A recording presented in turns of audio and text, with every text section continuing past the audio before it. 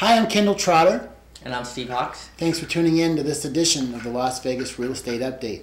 Today's edition is sort of a continuation about short sales. Steve and I did one about a month and a half ago, I think, and we keep these about 10 minutes long, so obviously the subject is way too involved to cover in 10 minutes or even in 20 minutes. So we thought we'd give you another quick rundown of what a buyer can expect. We talked a lot about sellers and things of that nature in the first short sale video that we did, but now I know that in my own business I'm getting a lot of buyers asking me, well, I want to buy one of these because they're great deals. What can I expect? And I have buyers that are already in escrow going, hey Kendall, when's this going to close? So once again, I have Steve Hawks, probably the short sale king in Southern Nevada right now with me. So here we go. Steve, why is it taking so long? Well, the number one complaint that buyers have with the short sales is the time frame that it takes to close on them. Right. That's the con. The pro is you're getting the best deal in the neighborhood. The second pro is you know that you're going to be lower than the bank-owned home it's selling. Usually in the neighborhood. So those are the two pros that you get. The con is... Got to have a little patience. You got to have a little patience. There's a third pro too that we forgot to mention, is that when you buy a short sale, unlike a foreclosure, when you make an offer on a short sale and the agent says it's been accepted, the short sale's been accepted, yeah, you know that you're going to get that house. Where when you make an offer on a bank-owned property, you're going to be competing against other buyers. Always. Usually 99% of the time. Right. So and also with the bank-owned property, once they give you a verbal, a lot of agents still keep it in and take offers. So during that period of time where the asset managers or bank is signing off on it, if another offer comes in, they'll take that.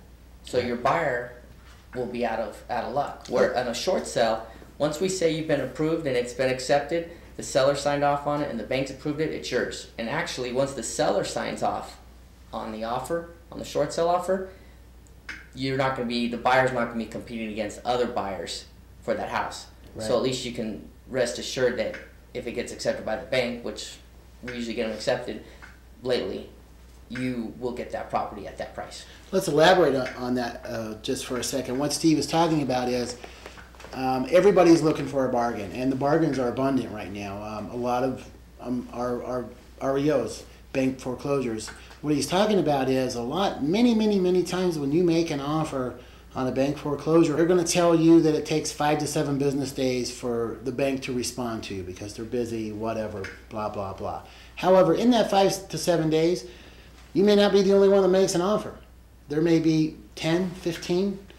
Many times these REO listing agents are seeing multiple offers on these. So basically it's almost like an eBay auction, and they're just auctioning it up. They go over list price more often than not, I would say.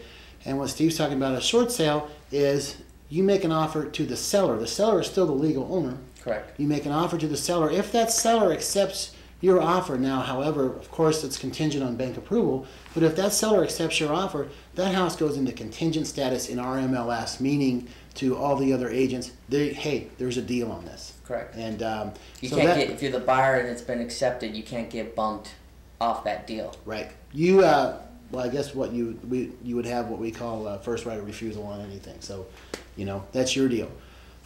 So that is a big plus.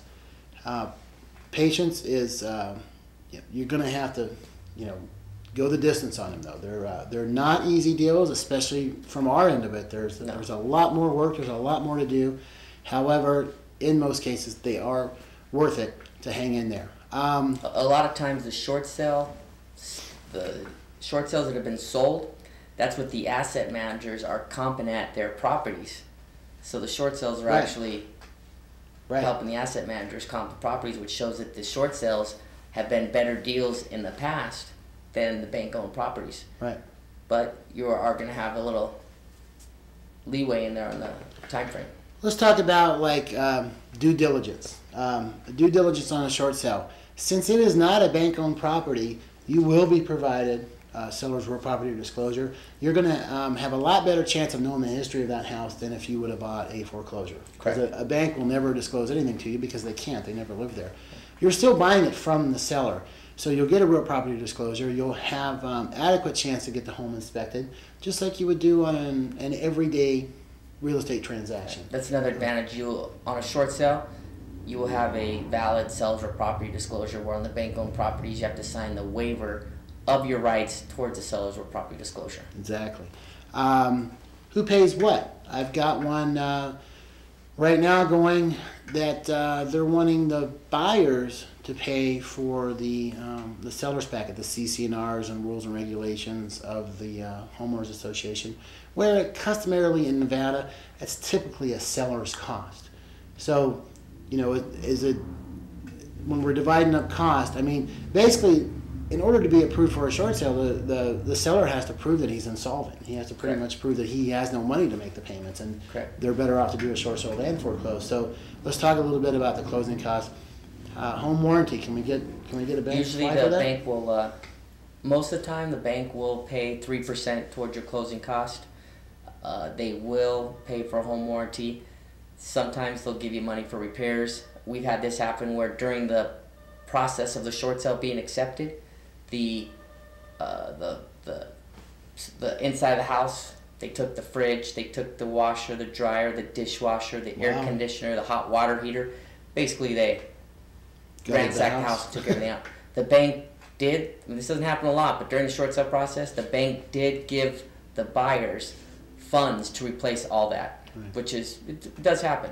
That's very generous of them. I think it would just be a deal of the bank looking at it saying, well, we better take this deal or we're going to have to foreclose and lose more money. And the banks are starting to realize in the short sales are becoming more successful because the banks are looking at the cost that it costs them to foreclose on someone, and the average cost is about $50,000 just to foreclose on someone. Yeah. That doesn't include if they have to evict them, if the cash for keys, if the seller or if the owner or the homeowner damages the house. This is just legal fees and going through the process. It usually costs payments, everything. Are they good deals? Well, this is very, very important. In my opinion, if you can get a short sale to close, most of the time, 99% of the time, you got a smoking deal. Correct. Usually. If you go through a neighborhood and you see the short sales that have closed, you compare them with the bank-owned properties, almost 80% of the time, you'll see that the short sale at that time period was a better deal than the bank-owned property at that time. Also, let's not forget, most short sales, you've got a seller, they still may be living in the property, hasn't been abandoned, maybe not abused as much. Not in all cases, but in many cases, it's people that are just, they owe more than what they can sell it for, and they're not bad people. They're still taking care of the house. By the time you get the keys, a lot of times it's move-in ready. Yeah, a lot of times most of short sales are in better conditions than the bank-owned properties. And it goes back to also, on the bank-owned properties, a lot of people, when they move out, they're upset with the lender for whatever reason. There's some bank-owned properties that the people put cement in the pipes. Oh, yeah. I mean, that's stuff that... Take the cabinets, take the air conditioners. Yeah, so who knows what they've done to it. On a short sale, that doesn't happen. I was in one today. They took the pergo floors, the wood floors. They took it up and it was out. Yeah. So, anyways, we hope that this answered some of your questions about short sales. We will probably do a few more topics about short sales because it is such a thick process. It's involved. It's complicated. However, for a buyer that doesn't need to move next week and has a little time and patience, it can be the way to go. Yep. Most of the time with the short sales that I'm seeing, they're pretty much at the bottom. I don't really forecast them going another 20% because they're already down maybe 40% from where they were. They really bottom out. I think we're out of time, folks. I'm Kendall Trotter. I'm Steve Hawks. Thanks for tuning in to this edition of the Las Vegas Real Estate Update.